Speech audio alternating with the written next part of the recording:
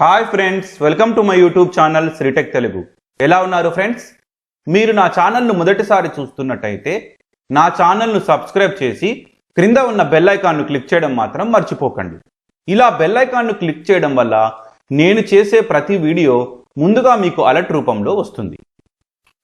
ఈరోజు వీడియోలో నేను జిఎస్టీ గురించి వివరంగా చెప్తాను.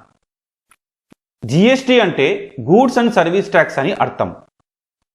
భారత రాజ్యాంగాన్ని సవరించడం ద్వారా వస్తువులు మరియు సేవల పన్ను జిఎస్టీ అనేది 1 జూలై 2017 నుంచి అమల్లోకి వచ్చింది.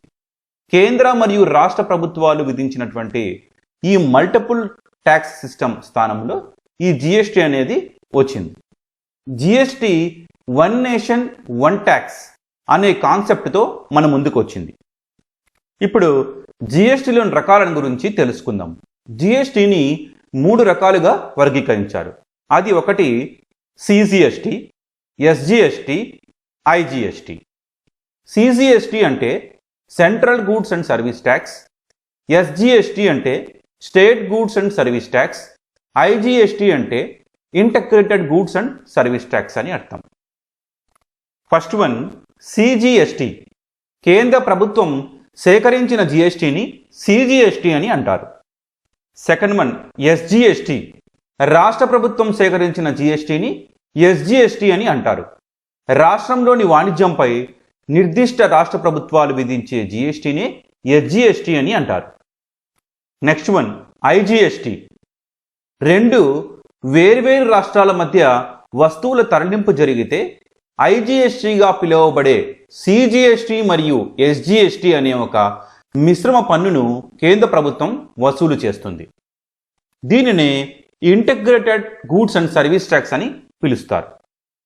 జిఎస్టీ విధానంలో పన్ను వసూలును సులభతరం చేయడానికి 5 విభిన్న పన్ను స్లాబ్లుగా విభజించారన్నమాట. అవి 0%, 5%, 12%, 18% మరియు 28%.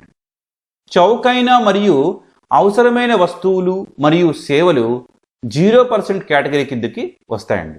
అయితే ఖరీదైనవి మరియు విలాసవంతమైనవి మాత్రం 28% కేటగిరీ కిందకి వస్తాయి.